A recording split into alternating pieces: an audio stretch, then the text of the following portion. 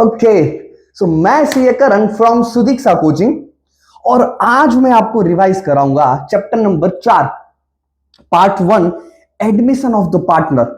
देखो ये chapter generally थोड़ा लेंथी चैप्टर है और जनरली यहां से 6 मार्क्स के लिए सम आते हैं, लेकिन मैंने ट्राई किया है ऐसे 5 सम बाइफरकेट करने का कि अगर जो यही 5 सम आपने कर लिया तो 6 मार्क्स के रिलेटेड पूरा चैप्टर आपका कवर हो जाएगा।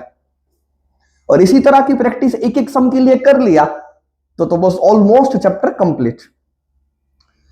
तो चलिए स्टार्ट करते हैं। हालांकि स्टार्ट करने से पहले मैं आपको एक बात बता दूं कि देखो ये रिवीजन लेक्चर है, लेकिन फिर भी मैं ट्राई करूंगा कि थोड़ा कंसेप्ट डीप में समझा सकूं, लेकिन करूंगा रिवीजन के तरह ही।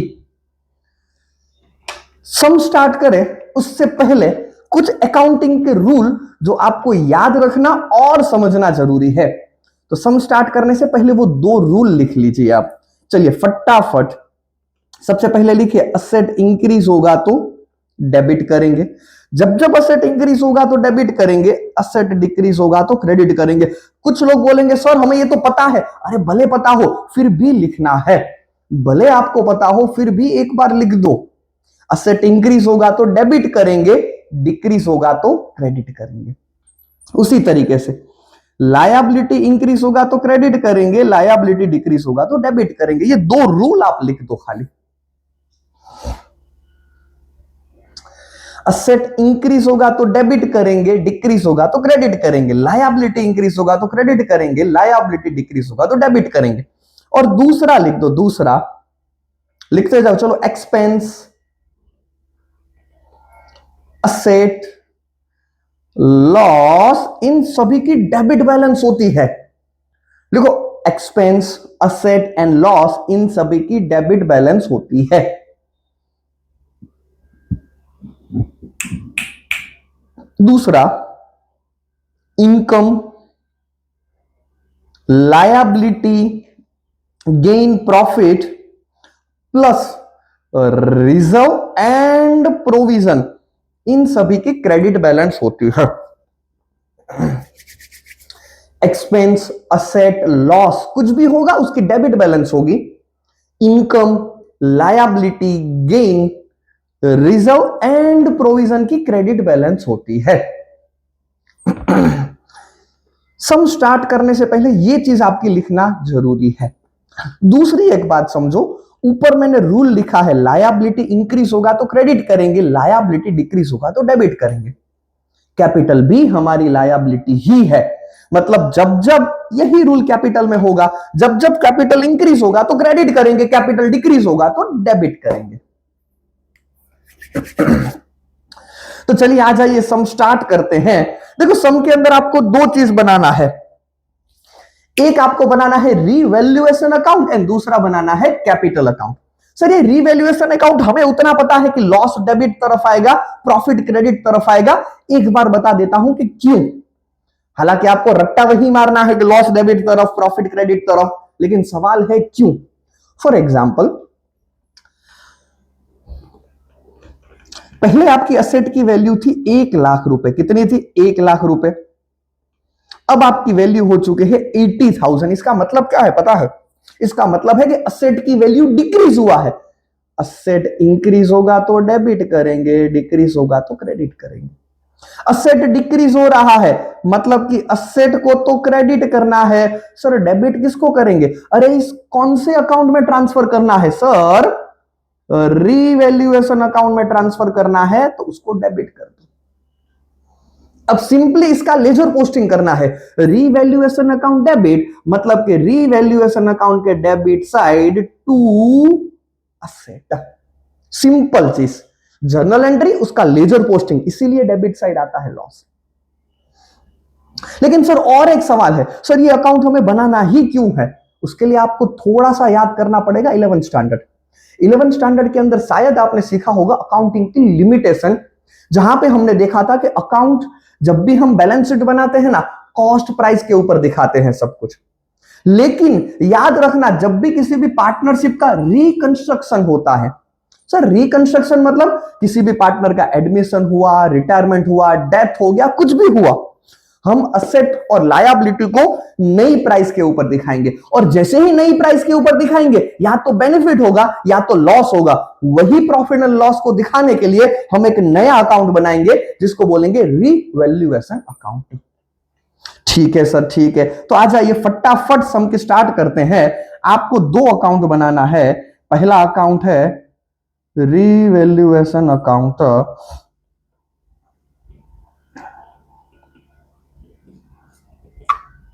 ठीक है, और दूसरा अकाउंट है कैपिटल अकाउंट।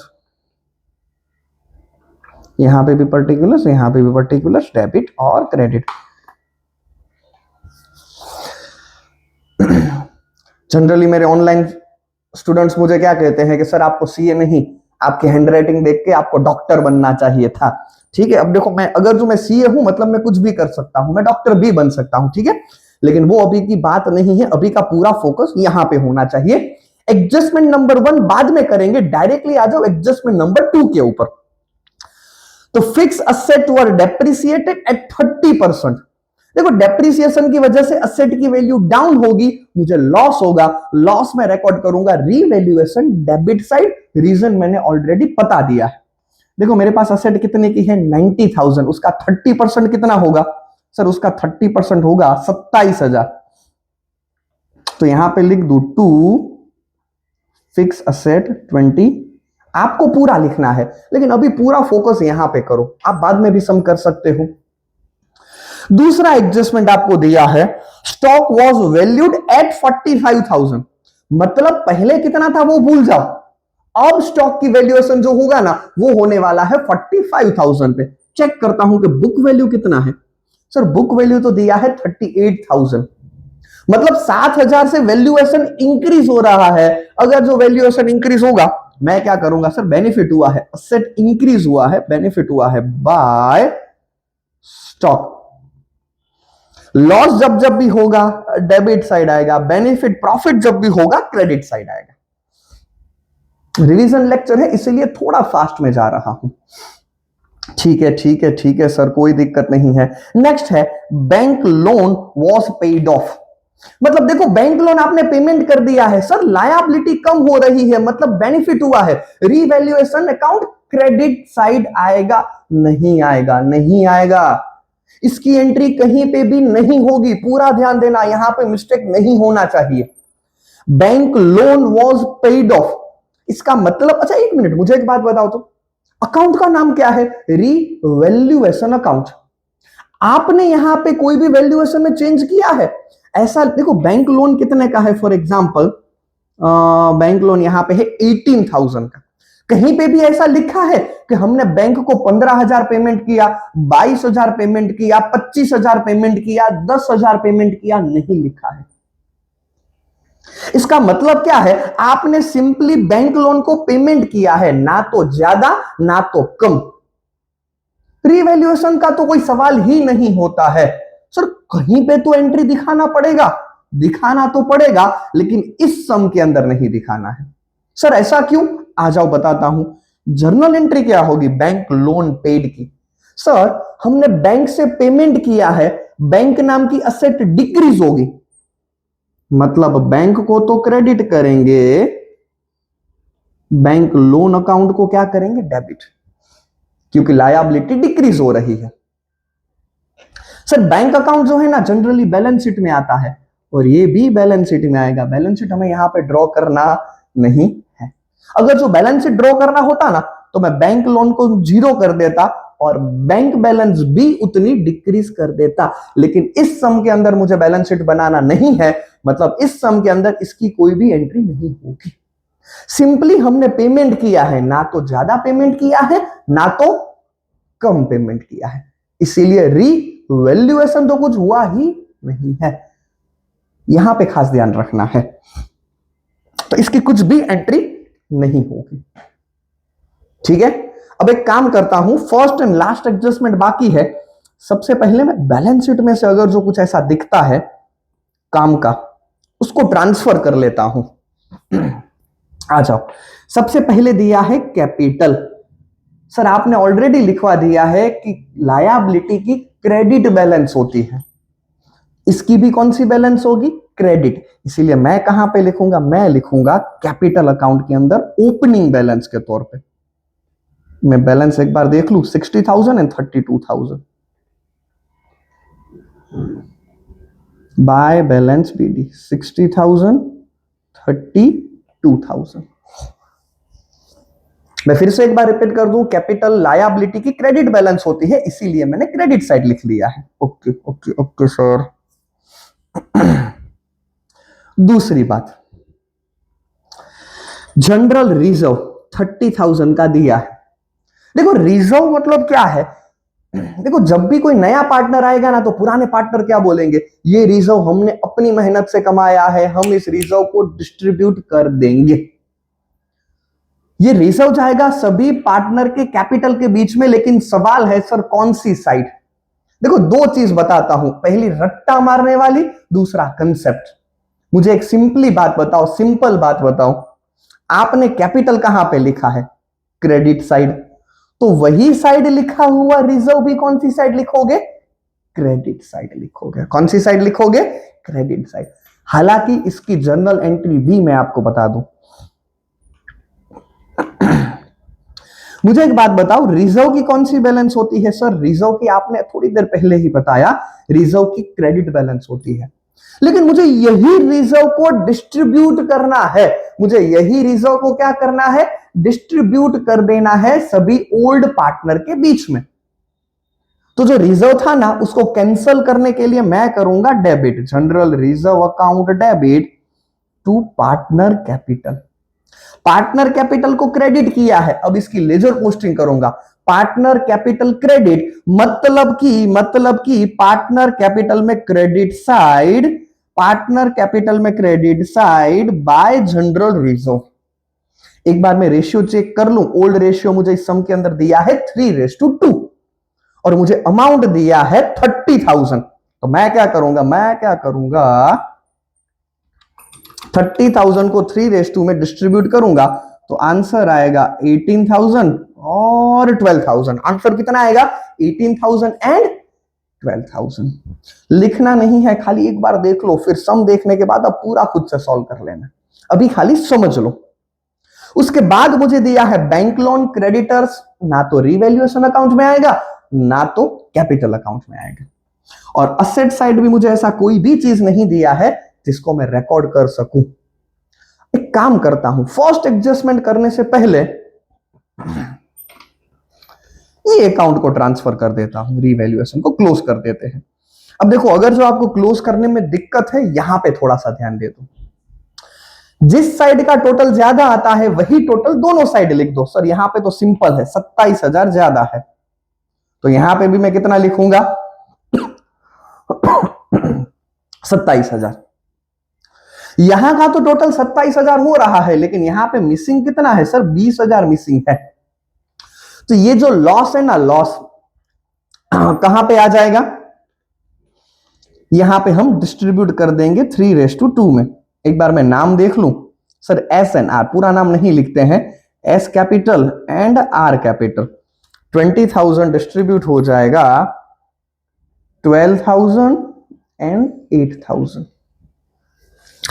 मैंने ओल्ड रेशियो में इसको सिंपली डिस्ट्रीब्यूट कर दिया है 12,000 और 8,000 के अंदर। अब इसको ट्रांसफर करना पड़ेगा, अभी क्रेडिट है, ट्रांसफर करेंगे तो कौन सी साइड आ जाएगा? सर डेबिट साइड आ जाएगा। तो चलो मैं काम करता हूं, टू रिवैल्यूएशन अकाउंट 12,000 8,000, बात खत्म। अब लास्ट एडजस्टमेंट कर लेते हैं। लास्ट एडजस्टमेंट मतलब है तो फर्स्ट, लेकिन हमारे लिए last adjustment, Pari will bring 50,000 as her capital. देखो नई पार्टनर आ रही है, वो अपने साथ 50,000 रुपए का कैपिटल ला रही है।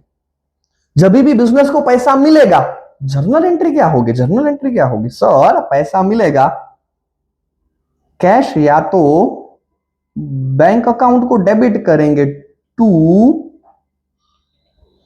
कैपिटल, हमारी लायबिलिटी है, जब जब लायबिलिटी इंक्रीज होगा तो क्रेडिट करेंगे। तो जर्नल एंट्री क्या होगी? Cash bank account debit to Pari capital. अब इसकी लेजर पोस्टिंग करो तो सर परी कैपिटल क्रेडिट किया है, इसका मतलब परी कैपिटल में credit side bye cash bank amount कितना है, 50,000 रुपए अमाउंट आ जाएगा। वैसे भी हमने कैपिटल क्रेडिट साइड ही लिखना होता है, तो मैंने कैपिटल इंक्रीज हो रहा है इसीलिए क्रेडिट साइड लिख दिया है। Okay, 50,000 for her share of premium. देखो कभी भी गुडविल की एंट्री करो दो चीजें कंसीडर करना है, क्या गुडविल कैश में आया है और दूसरा गुडविल फर्म का दिया है या स्पेसिफिक पार्टनर का दिया है। देखो यहां पे आपको गुडविल स्पेसिफिक हर शेयर लिखा है, तो डायरेक्टली हम एंट्री करेंगे। एंट्री क्या करेंगे, cash bank account debit to premium for goodwill और premium for goodwill to R capital and to S capital. पहले आर लिखा है, पहले एस लिखा है, पहले एस लिखा है सर, ठीक है चलो कंफ्यूज नहीं होते हैं, नाम में ऊपर नीचे कर देता हूं। कितना दिया है सर, 50,000 दिया है, 50,000। इसको हम सेक्रीफाइसिंग रेशियो में डिस्ट्रीब्यूट करेंगे। कौन से रेशियो में डिस्ट्रीब्यूट करेंगे, सेक्रीफाइसिंग। लेकिन इस सम के अंदर हमें न्यू रेशियो नहीं दिया है, तो मैं ओल्ड रेशियो को ही सेक्रीफाइस काउंट कर लूंगा। हालांकि आप इस सम के अंदर न्यू रेशियो फाइंड भी करोगे ना, और न्यू रेशियो से सेक्रीफाइसिंग रेशियो भी फाइंड करोगे ना, तो ओल्ड रेशियो ही आंसर आएगा। तो मैं डायरेक्ट लिख देता हूं 3:2 में, तो कितना आएगा सर, 30,000 एंड 20,000। देखो प्रीमियम ऑफ गुडविल तो निकल जाएगा, क्रेडिट और डेबिट। आपको दो इफेक्ट देना है, कैश बैंक को डेबिट करना है, लेकिन हमें यहां पे बैलेंस शीट बनाना ही नहीं है, तो खाली हमें तो कैपिटल अकाउंट बनाना है। आपने कैपिटल को क्रेडिट किया है, मतलब कि कैपिटल अकाउंट में क्रेडिट साइड, कैपिटल अकाउंट में credit side by premium for goodwill 30,000 and 20,000। मैंने ये लॉजिक नहीं सिखाया है कि प्रीमियम ऑफ गुडविल कहां से, वो सब स्टार्टिंग का पार्ट है। मैं उतना मानता हूं कि आपको इतना पता होना चाहिए, ठीक है। और मैंने पूरा जो आपको सम कराया है ना, उसके पीछे एक ही रीजन था, वो रीजन है लास्ट एडजस्टमेंट। वो रीजन है लास्ट एडजस्टमेंट, इसी एडजस्टमेंट के लिए मैंने आपको सम कराया है। मैंने आपको बताया ना कि एग्जाम में जनरली 5-6 तरीके मैंने एक एक सम अच्छे से निकाला है कि जो आपको अच्छे से आप प्रैक्टिस कर सको। तो ये जो पहला सम है ना, वो ये एडजस्टमेंट के रिलेटेड मैंने लिया है। क्या लिया है, after all adjustment of capital, पूरा ध्यान यहां पे देना, after all adjustment of capital of Surbhi and Revanshi were to be adjusted taking Pari as a base. मतलब इन दोनों का जो कैपिटल है ना, वो परी के हिसाब से रखना है। किसके हिसाब से रखना है, परी के हिसाब से। सर एक डाउट है, ओपनिंग कैपिटल या क्लोजिंग कैपिटल। देखो ओपनिंग कैपिटल तो यहां पे दिया है, बात किसकी हो रही है, क्लोजिंग कैपिटल की। फिर से सर और एक बार सर रीड करो ना, आ जाओ और एक बार रीड करता हूं। After all adjustment of capital, जो दो पार्टनर का दिया है ना, क्या बोला है पता है, इनको परी के कैपिटल के हिसाब से एडजस्ट करना है। मैं एक काम करता हूं, चेक करता हूं कि परी का कैपिटल है कितना। सर परी का शेयर 1/4 है और उसका कैपिटल 50,000 है। देखो तो वही लिखा है, परी का शेयर कितना है 1/4 और उसका शेयर कितना है कैपिटल का 50,000। ठीक है, परी के हिसाब से मैं बाकी के दोनों पार्टनर को डिसाइड करूंगा। थोड़ा सा ध्यान यहां पे दे दो, परी का शेयर का मतलब क्या है पता है, टोटल फर्म का शेयर 4 है, उसमें परी का कितना है 1। सर परी का 1 शेयर है, तो सर बाकी के दोनों पार्टनर का शेयर कितना होगा 3। कितना होगा 3। 4 में 1/4 का मतलब क्या है, 4 में से 1, तो अभी भी 3 बाकी है, तो वो किसका होगा सर, बाकी के 2 पार्टनर का। और हमें सब कुछ परी के हिसाब से ही डिसाइड करना है, तो मैं क्या करूंगा कि भाई परी का शेयर 1 था ना, तो उनका कैपिटल था 50,000। परी का शेयर कितना था 1, उनका कैपिटल कितना था 50,000। अगर जो बाकी के दोनों पार्टनर का शेयर 3 है, तो उनका कैपिटल कितना होना चाहिए।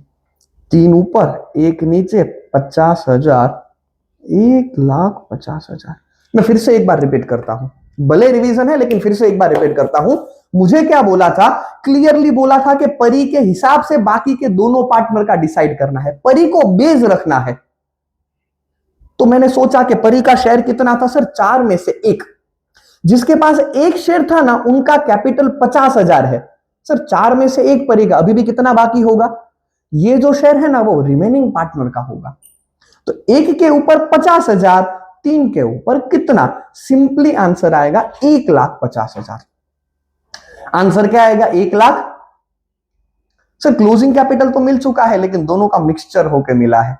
काम करता हूं, रेशियो में डिस्ट्रीब्यूट कर देता हूं, 3:2। 3:2 में डिस्ट्रीब्यूट कर देता हूं, आंसर आएगा 90,000 टू बैलेंस सीडी। 90,000, इसका कितना होगा, 60। सर परी का, अरे परी तो अभी आया है, कुछ चेंज नहीं, ओपनिंग भी 50, क्लोजिंग भी 50। समझ में आया 1,50,000 कहां से आया, परी को बेस रखना था, मैंने परी को बेस रख लिया। मैंने परी को बेस रख लिया।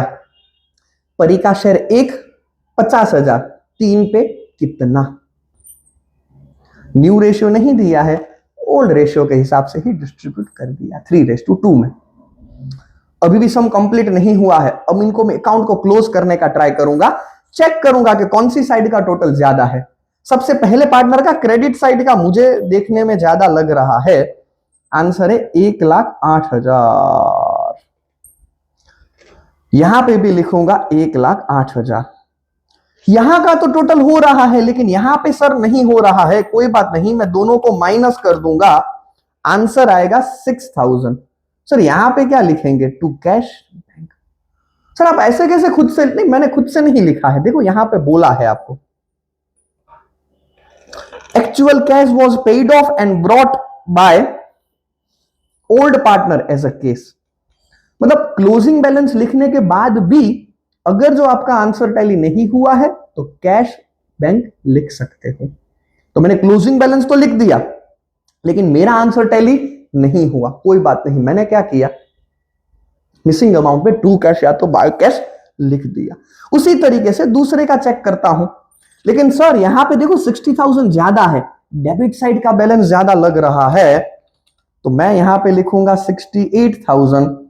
तो यहां पे भी मुझे लगता है मुझे एक लाइन की जरूरत है, मैं है ना टोटल को नीचे कर देता हूं, मैं टोटल को नीचे कर देता हूं, ठीक है। लेकिन 68,000 में से ये 3 में माइनस करूंगा तो मुझे रिमेनिंग बैलेंस मिल जाएगा सर 4,000। फिर से मैं लिख दूंगा 2 की जगह पे बाय कैश बैंक, खत्म। आंसर टैली नहीं होगा तो to cash and by cash हम लिख देंगे क्योंकि सम के अंदर हमें बोला है। देखो फिर से एक बार बता दूं कि रिवीजन लेक्चर है, फिर भी मैंने ट्राई किया कि जितना हो सके उतने कंसेप्ट आपके क्लियर करवा सकूं। ठीक है, एक काम करते हैं, मैंने आपको 5 सम बोला है, एक सम मैंने करा दिया है और एक सम करा देता हूं। आज के लेक्चर में मैं और एक सम आपको करा देता हूं, ठीक है, लेकिन रिवीजन की तरह ही हम ये सम को करेंगे। देखो तो क्या दिया है आपको, 2 पार्टनर दिया है, उनका ओल्ड रेशियो दिया है 3:2। एक पार्टनर का एडमिशन हो रहा है 1/6 शेयर के साथ। ठीक है ठीक है ठीक है सर, कोई दिक्कत नहीं है, एक काम करते हैं डायरेक्टली स्टार्ट ही कर देते हैं। ठीक है, मैं यहां पे लिख दूं रीवैल्यूएशन अकाउंट डेबिट क्रेडिट, यहां पे है capital account debit credit particulars particular. आ जाओ चलो, देखो फर्स्ट एडजस्टमेंट सबसे लास्ट में करेंगे, सेकंड एडजस्टमेंट सबसे लास्ट में करेंगे, थर्ड एडजस्टमेंट नहीं थर्ड एडजस्टमेंट अभी कर लेते हैं, आ जाओ। Then plant and machinery to be appreciated by 20%। Plant and machinery मेरे लिए असेट है, असेट की वैल्यू इंक्रीज हो रहा है, मुझे बेनिफिट हो रहा है, प्रॉफिट क्रेडिट साइड आएगा, प्रॉफिट क्रेडिट साइड आएगा। चलो तो मैं चेक करूं कि प्लांट एंड मशीनरी दिया कितना है। 70,000 दिया है सर, 20% एप्रिसिएशन। 70,000 का 20% मतलब 14,000। मैं क्या लिखूंगा, by plant and machinery account. मुझे नहीं लगता कि यहां पे आपको कोई भी डाउट होना चाहिए, मुझे नहीं लगता कि कोई भी डाउट होना चाहिए। ठीक है, नेक्स्ट क्या दिया है, ऑल डेप्टर्स आर गुड। मतलब आपको जिससे जिससे पैसा लेना है ना, सब राम मानुस है, सभी अच्छे आदमी है। इसका मतलब क्या है पता है? देखो आपने तो पहले क्या सोच के रखा था कि आपको प्रोविजन फॉर डाउटफुल डेट्स, इसका मतलब क्या है, आपने सोच के रखा था कि आपको फ्यूचर के अंदर 7,000 रुपए का लॉस होने वाला है। कितने का लॉस होने वाला है? 7,000 का। लेकिन आपको अब क्लियरली बोला है ऑल डेप्टर्स आर गुड, आपके सभी डेप्टर्स राम मानुस है, आपको पूरा पैसा मिल जाएगा। तो आपने जो ये लॉस फ्यूचर का रिकॉर्ड करके रखा है ना, उस प्रोविजन की अब आपको कोई जरूरत नहीं है। आपने सोचा था लेकिन अब इसकी कोई जरूरत नहीं है। इसका मतलब कि मुझे बेनिफिट हुआ है। मुझे क्या हुआ है? बेनिफिट हुआ है। फिर से मैं रीवैल्यूएशन अकाउंट में कौन सी साइड लिखूंगा? क्रेडिट साइड लिख दूंगा, बाय प्रोविजन फॉर डाउन। अब इसकी कोई जरूरत नहीं है, तो मुझे बेनिफिट हुआ है revaluation account credit side. Okay, next entry there is a, देखो यहां पे एक छोटा सा mistake. Okay, there is a liability of 9,800 included in the sundry creditors that is not payable. देखो क्रेडिटर्स मेरी लायबिलिटी है और मुझे बोला गया है कि 9,800 की लायबिलिटी मुझे पेमेंट करने की कोई जरूरत नहीं है। फिर से बधाई हो, फिर से बधाई हो, आपको बेनिफिट हुआ है। आपको 9,800 की लायबिलिटी पेमेंट करने की कोई जरूरत नहीं है। तो मैं क्या करूंगा, सिंपली बेनिफिट को रिकॉर्ड कर दूंगा बाय क्रेडिटर्स 9,800। क्रेडिटर्स कितना रिकॉर्ड करूंगा? 9,800। ठीक है, ओके, बाकी का एडजस्टमेंट बाद में करते हैं। सबसे पहले बैलेंस शीट में जो जो भी दिया है ना, उसको ट्रांसफर कर लेते हैं। Sir creditors as it is balance sheet में आएगा, बैलेंस शीट यहां पे ड्रॉ करना नहीं है। जनरल रिजर्व अब नहीं बताऊंगा कौन सी साइड आएगा, सिंपली क्रेडिट साइड आएगा। जनरल रिजर्व कहां पे आएगा? क्रेडिट साइड आ जाएगा। रेशियो कौन सा दिया है? 3:2। तो 6,000 और 4,000, ये अब पता होना चाहिए आपको।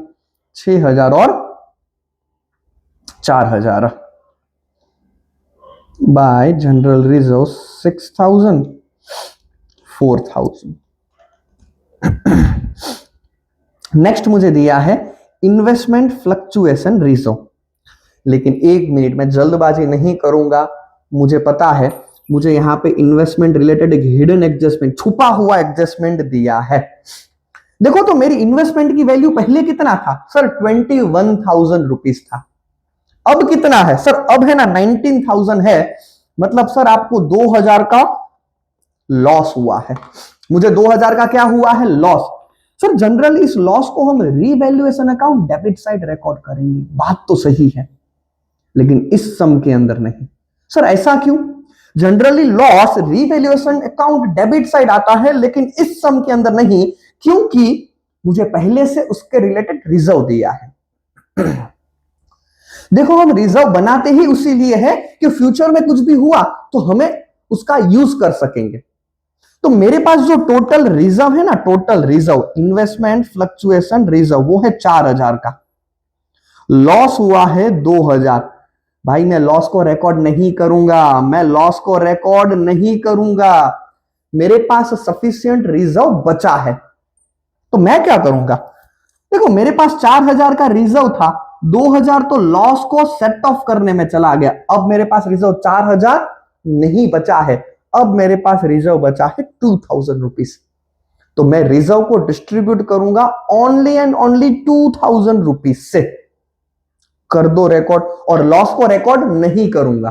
क्यों नहीं करूंगा? क्योंकि मेरा लॉस ऑलरेडी सेट ऑफ हो चुका है मेरे ही रिजर्व के साथ, और रिजर्व कम हो चुका है, तो मैं रिजर्व की एंट्री कहां पे करूंगा? नहीं बताऊंगा। अब आपको पता होना चाहिए कि रिजर्व की एंट्री कहां पे आएगी? By investment fluctuation reserve, old ratio 3:2। फिर से एक बार बता दूं, मैंने 4000 को डिस्ट्रीब्यूट नहीं किया है, मैंने खाली 2000 को ही डिस्ट्रीब्यूट किया है। ठीक है सर, अभी भी कुछ बचा है? जी हाँ, देखो इस तरफ तो ऐसा कुछ भी नहीं है कि जिसको हम ट्रांसफर कर सके। ओपनिंग बैलेंस बचा है तो मैं लिख लेता हूं, 1,19,000 इन 1,12,000।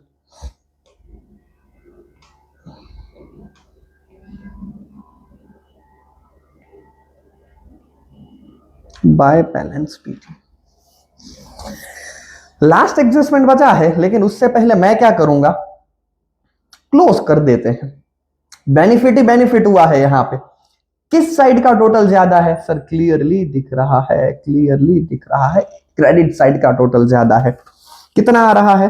14,000, 7,000 प्लस 9,800, आपका टोटल है 30,800। यहां पे भी कितना लिखूंगा? 30,800। ओल्ड रेशियो में डिस्ट्रीब्यूट कर दूंगा। ओल्ड रेशियो कितना है? सर यहां पे भी 3:2 है, और पार्टनर का नाम क्या है? I and V. मैं क्या करूंगा, I capital account, V capital account, और 2 के रेशियो में अगर जो मैं करूंगा, आ गया ना 30,800। यहां पे डेबिट साइड लिखा है, ट्रांसफर करूंगा तो कौन सी साइड आ जाएगा? Credit side. बाय रिवैल्यूएशन कितना है? 18,000, भूल गया मैं, 480 और 12,320। देखो लास्ट एडजस्टमेंट बचा है, लास्ट एडजस्टमेंट। ओके सर, अभी भी सर आपने कैपिटल और गुडविल का एंट्री नहीं किया है, कोई बात नहीं, वो भी कर लेते हैं। क्या लिखा है? Nishu will bring 56,000 as a share of capital. Simple entry, cash account debit to Nishu capital. Balance sheet तो बनाना नहीं है, कैश की एंट्री तो होगी नहीं, खाली निशु का कैपिटल एंट्री करना है 56,000।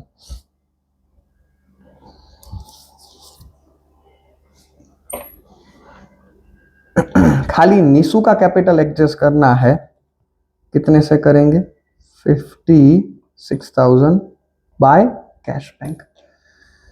अभी भी गुडविल की एंट्री बाकी है। क्या लिखा है देखो तो goodwill of the firm valued at 84,000। Goodwill कितना है? 84,000। Nishu will bring his share of goodwill in a cash. Nishu goodwill कितने में लेके आ रहा है? 84,000। लेकिन मैंने आपको बोला था कि जब भी आप गुडविल देखो ना, दो चीज देखना है। गुडविल किसका दिया है? सर क्लियरली लिखा है गुडविल फर्म का दिया है। मुझे फर्म का नहीं चाहिए, मुझे तो निशु का चाहिए। किसका चाहिए? निशु का गुडविल चाहिए। तो मैं वही करूंगा, 84,000। मैं क्या करूंगा, मुझे तो क्या दिया है, पहले जनरल एंट्री करता हूं। Cash bank account debit to premium for goodwill. Premium for goodwill to, नाम क्या दिया है? I and V. I capital और to V capital. I capital and V capital. देखो मुझे गुडविल दिया है 84,000, लेकिन वो तो फर्म का दिया है, मुझे तो निशु का गुडविल चाहिए। तो मैं क्या करूंगा? 1/6। मैं क्या करूंगा? 1/6। तो मेरा आंसर आएगा 14,000। देखो निशु पूरी फर्म का गुडविल लेके क्यों आएगी? वो तो खुद का ही गुडविल लेके आना पड़ेगा। तो यहां पे 14,000। इसको हम जनरली डिस्ट्रीब्यूट करेंगे सेक्रीफाइसिंग रेशियो में। कौन से रेशियो में डिस्ट्रीब्यूट करेंगे? सेक्रीफाइसिंग। लेकिन यहां पे हमें न्यू रेशियो नहीं दिया है, तो मैं ओल्ड रेशियो को ही न्यू रेशियो काउंट कर लूंगा। हालांकि मैं न्यू रेशियो फाइंड भी करूंगा ना, तो भी सेक्रीफाइसिंग रेशियो ओल्ड ही आएगा। सेक्रीफाइसिंग रेशियो क्या आएगा? ओल्ड ही आएगा। एंट्री फिर से वही होगा, cash bank account debit to premium for goodwill, premium for goodwill to दोनों पार्टनर का कैपिटल। कैपिटल क्रेडिट साइड लिखा है, इसीलिए कैपिटल अकाउंट में क्रेडिट साइड, इसीलिए कैपिटल अकाउंट में credit side by premium for goodwill. कितना दिया मैंने? 8,400, 5,600।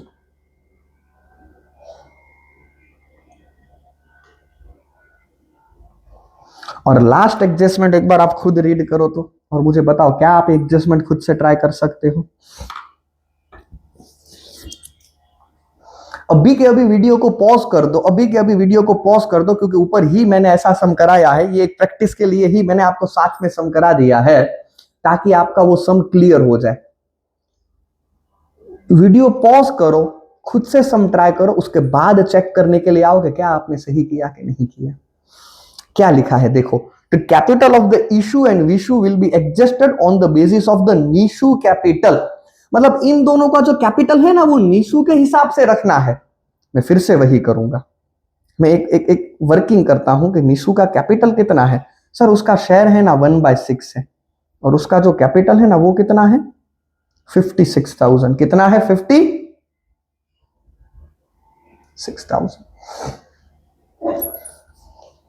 फिर से वही करूं, एक शेयर है उसके पास 56,000 है, तो बाकी रिमेनिंग वालों के पास 5 के पास कितना? 56,000 इंटू 5, 2,80,000 को अगर जो मैं 3:2 में डिस्ट्रीब्यूट करूंगा तो आंसर आएगा कितना दिया है? 56,000। ओके, रेशियो कुछ दिया है? नहीं दिया है, रेशियो कुछ भी दिया नहीं है। ठीक है,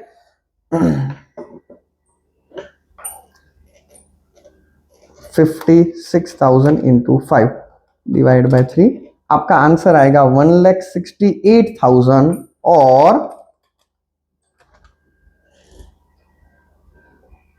56 इंटू 5 1,12,000। आंसर कितना आएगा? 1,12,000। ठीक है, कोई डाउट यहां पे? कोई डाउट आपको यहां पे? ठीक है, चलो तो मैं क्लोजिंग कैपिटल के तौर पे लिख देता हूं, मैं क्लोजिंग कैपिटल के तौर पे लिख देता हूं। कितना आया है मैं भूल गया, फिर से 1,68,000 और 1,12,000। 1,68,000, 1,68,000 और 1,12,000, इसको मैं बोलूंगा by balance, sorry to balance. Sir इसका, अरे इसका तो एज इट इज ही आएगा 56,000, इसका तो एज इट इज ही आ जाएगा। आई होप कि मैंने आपको जो ऊपर वाला सम कराया था इसके हिसाब से आपने ये सम भी सीख लिया होगा, आपने ये सम भी सीख लिया होगा, मुझे ऐसा लगता है। फिर से वही करना है, मैं अकाउंट को क्लोज करूंगा, आंसर टैली नहीं होगा, जो भी मिसिंग अमाउंट आएगा वो टू कैश या तो बाय कैश हो जाएगा। क्या ये आप कर सकते हो या ये भी मैं ही करा दूं? क्या आप ये कर सकते हो या ये भी मैं ही करा दूं? मैं सिखा नहीं रहा हूं, बता रहा हूं। यहां पे कैश में इतना आएगा 14,920,